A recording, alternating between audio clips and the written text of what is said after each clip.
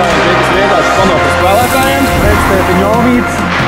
un visi pārējie, kuriem patīk hokejs. Šodien mazliet pakomentēsim uz spēli.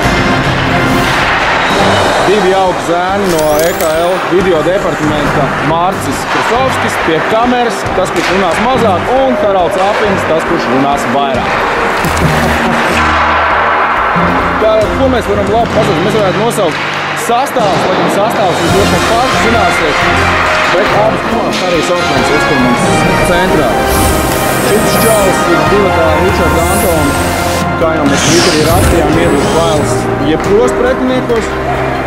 Karijs ir pamanījies 13 spēlēs, 28 vārtus, atdod 3 rezultātus piespēles. Savukārt Ričards Antons ir tas, kurš viņam dod tās piespēles. Viņam ir tikai 2 vārti, tad 13 rezultātus piespēles. Tāpatās arī pretinieku komandā ar numuru 77 spēlē tāds zēns kā Inters Albums, kurš nav aizvadījis, ir aizvadījis visas spēles, un arī viņš ir viens no tiem, kas nes klavieres komandā.